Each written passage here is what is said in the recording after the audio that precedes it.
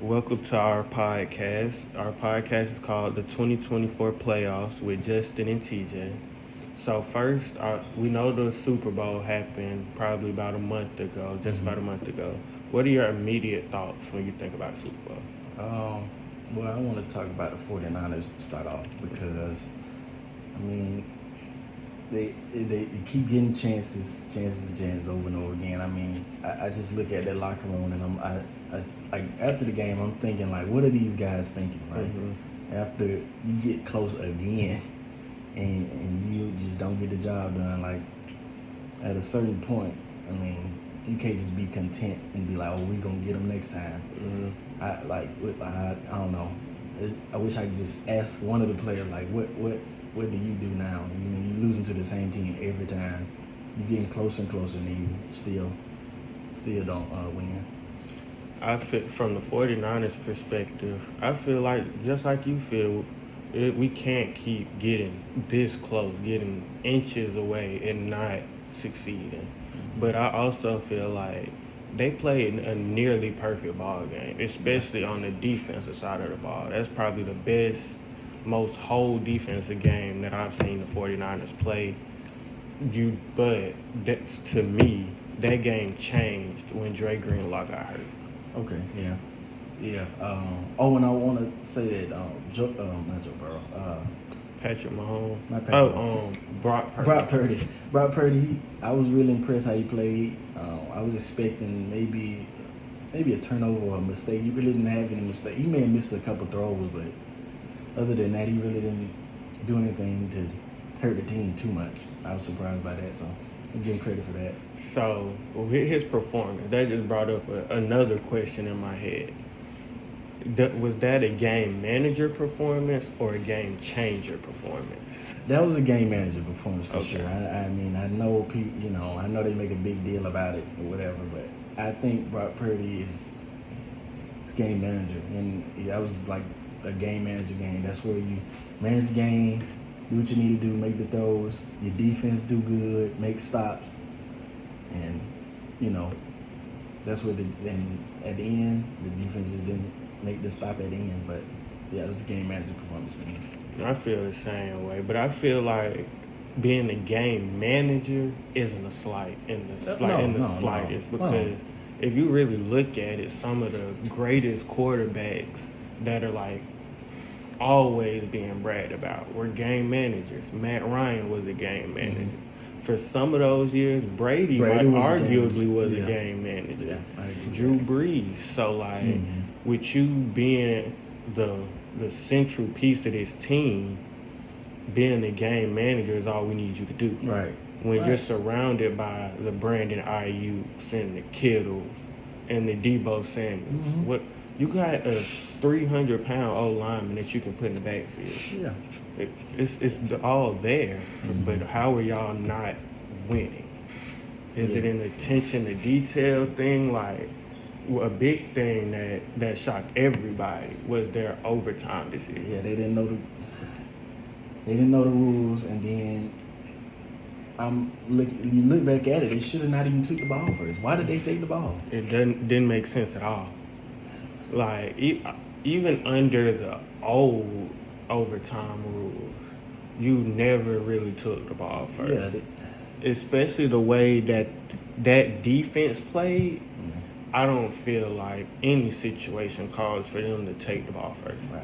And they took the ball first, and then they deliberately ran the clock down. And took 3. To 3. They took the clock down and then gave. Yeah, that was dumb. That was dumb. That was dumb. And something else I noticed, like, this is a very football-y, very terminology-wise, but I noticed that any clutch time situation, Andy Reid is running to that play. That shuttle or pitch play to the edge. He's ran it year after year after year. And I don't know how people don't know how to defend that, because I remember Alabama and Clemson, Yeah. Clemson ran that. Devontae Smith set a record in college running that play. Yeah. I mean, I don't know how to. Nobody. It just seems like nobody knows how to defend it. It gets them every time. So, like, again, dipping into the terminology, that player is what you would call a man beater. Mm-hmm. So, when Miko Hardman came in motion, that's when Mahomes knew where that ball was going. Yeah. So, when that DB jumped inside heavy following Miko Hardman, he knew that ball was going to be there to the outside. Right. But also, if Miko wasn't there, they had a back slipping out the backfield. Yeah. So it's a man beater, but then again, if we sit back in zone, it's just find the soft spot. Mm-hmm. Yeah. But so I'm gonna use that to segue into what's next. So the 49ers, we started with them earlier. You lose the Super Bowl, you fire your defensive coordinator. Yeah. You have a lot of roster moves that need to be made. Yeah. What do you do? Well, for starters, we're gonna keep our main guy. Let's keep Christian McCaffrey. Yeah, he played good. Let's keep Ayuk. And the defensive side, I think you got to keep Fred Warner. Okay. You got to keep Fred Warner. Now these other guys around. I mean, the guy they got from the Eagles. Not Greenlaw. Hargrove. Mm-hmm. You got to get rid of him. I guess they have space to franchise tag somebody. Yeah, that cap just jumped. Yeah. So you may be able to sign somebody else. I mean, and another thing, I think teams should try to get players to get pay cuts a little bit sometimes, because I mean they get paid as much money they get paid. They can take a pay cut. Yeah. Some of them can take a pay cut. Some of the best guys can take a pay cut. But that's how, but just recap what I said. Just keep the main people that you have. Mm-hmm. Keep the main people. And, go out there and try to get you somebody to run the defense. I mean, I did kind of disagree with them getting rid of Steve Wilks. I didn't really like that, but I agree. You do have to keep your core. But a big piece that I feel like you have to bring back, and this is based off his playoff performance, Dre Greenlaw. Okay, yeah. Because I feel like the way he played all those weeks, he was like one of the few bright spots in that San Francisco run defense. Yeah. And you saw in the Super Bowl when he went down how that wasn't a physical blow to the team. Yep. That was an emotional blow. Like, and something else I noticed from Patrick Mahomes, they knew to go at it. When they saw Greenlaw go down, they knew, let's go. Yeah. So from the 49ers perspective, me even seeing that as like a 49ers team personnel, I'm like, yeah, we can't afford to lose this guy. But like you said, with the cap jumping, somebody has to take a pay cut. Trent Williams is getting older. McCaffrey is getting older. So we can't keep dishing out these $35 million guaranteed contracts, and you still got to pay Brandon Ayuk soon. Ayuk might walk. Rumors are he's walking. So, but I'm gonna be honest. I think I would keep Ayuk though. If I had to choose between, I like Debo, but if I had to choose, I'd probably keep Ayuk because Debo, he gets hurt a lot. He takes a lot. He take a lot of punishment. How much of Debo getting hurt is on his coaching staff though? If I'm a receiver, why am I in the backfield? That's a good point because he's running routes and he's running the ball. I mean, people argue, hey, well, that's just how they run. That's how they run. That's a good point. He's a receiver. He's not a running back. Mm-hmm. So yeah, that's a good point. I mean, I guess you could try to balance it, but kind of balance it towards being a receiver more. Mm-hmm. Because I mean, it did, but even though in the Super Bowl when they were running those run plays, It wasn't working. It wasn't working. It wasn't working, but that's just a part of their offense. Yeah. But I guess I give them props for trying to be the same, being the same team, like they do what they got them there. But yeah. So with the combine just now really wrapping up, you've seen the 40s and the field drills. As the 49ers and as the Chiefs, what's one player from each team that you would go take? Does it matter? No, it really doesn't. Okay. This is a fantasy Okay. draft. Okay. If you could trade up to number one, if you could, who would you take in this draft? Okay. I'll start with the Chiefs. Okay, so Chiefs, I think defensively, really defensively, they seem fine. I guess you could argue offense is fine too. That's Mahomes, but I think they should definitely get a receiver. They should either A.D. Mitchell, Xavier Worthy, or maybe even a Blake Corum in the backfield. Yeah. Okay. For the 49ers, what do you think? You think they should go offense or defense? I think they would go defense. 49ers would go defense. Yes, I do because that's what sealed your fate the last 2 years you've played Kansas City. Yeah. So I would say either Dallas Turner, or either a Chop Robinson. Okay. Maybe. Maybe they got from Clemson. Nate Wiggins. Nate Wiggins. Yeah. Yeah, maybe. Yeah. I'll say offensively for the Chiefs, either Xavier Worthy, A.D. Mitchell,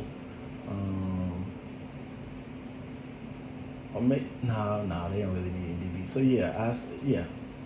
And then for defense for the 49ers, I say Chop Robinson, Nate Wiggins, or Dallas Turner. So, I have mixed answers for both of these because I'm gonna start with the Chiefs. L'Jarius Sneed, you just franchise tagged him, which I think was bolstered by his playoff performance, especially in the Super Bowl. Yeah. So to me, that means we're gonna transition. So I wouldn't be surprised to see them go after a Nate Wiggins or maybe a Kalen King out of Penn State, someone who didn't test well, but the film doesn't lie. Okay. Kalen King his stock plummeted throughout the year, but if you watch the film, he fits into that slot corner position for them. And on the offensive side of the ball for the Niners, I agree with an A.D. Mitchell, but I also wouldn't mind seeing a Ladd McConkey, a 4-3 guy that fits that we're going to take the top off type of mode that Andy Reid has always loved. He just fits that Deshaun Jackson sort of, wiggly, but I can catch the ball and I'm tough. Yeah. Okay. And on the defense, on the 49ers side of things, that's where I get a lot of questions because they have a lot of questions. Do we go quarterback? Do we go receiver? So on the offensive side of the ball for the Niners, like you said, maybe a Blake Corum wouldn't be a bad addition just to take some of that load off Debo. But then again, I wouldn't mind seeing them going to get a bigger receiver, like a Javon Baker out of UCF. Somebody who's big and understands the route tree. But from the defensive side of the ball, they had a lot of problems in the run game. Yeah. And I don't feel like Chase Young is worth what they're paying him. Nah. So like you said, maybe a Dallas Turner. Or maybe even what's his name? The D tackle out of Texas, the 300-pounder, just to eat up blocks in the middle. So you can afford to move Nick Bosa around and attack from different angles. because like although Steve Wilkes isn't the coach anymore, I feel like they still gonna blitz from every angle, just like we saw in the Super Bowl from both defensive coaches. We're gonna blitz. We're gonna send pressure. So I feel like they have to do something to free up an edge rusher. So you either go Dallas Turner and take your chances, or you go with an interior D lineman. Okay. And that's all we have for our podcast today. Is there anything else you'd like to add, Justin? One more thing. What about for the did you say either, which one did you say for a corner? Either the 49ers or the Chiefs? I think the Chiefs go get a corner. Okay. What do you think about a Teron Arnold or a Kool-Aid? Do you think they fit Chiefs? Because I don't think so. No, because I feel like they're both boundary corners. And Kool-Aid, of course, his stock he's going first round. It might drop a little bit with the foot injury, but I feel like he fits more of that Seattle sort of scheme where I can man up. On me and you one-on-one, I can man up and we good. And the same with Terrion Arnold. He's just a little more scrappy, I would say, just because of the size. So I don't feel like he would fit that slot corner mold because you're gonna have to body George Kittle at some point. You're gonna have to body Kyle Pitts. And you can cover these guys, but what do we do when we run into that situation like we did at the end of the Super Bowl, when it's me and you manned up and I just box you out? Or like a lot of these quarterbacks now, especially with the taller tight ends, they might try you with a back line and just throw it aim it at the crossbar. There's nothing you can do about that as a shorter DB. Is there any more questions? Anything else? That's it. All right, so we'd like to thank y'all for joining, and this has been episode 2 of the 2024 playoffs with Justin and TJ.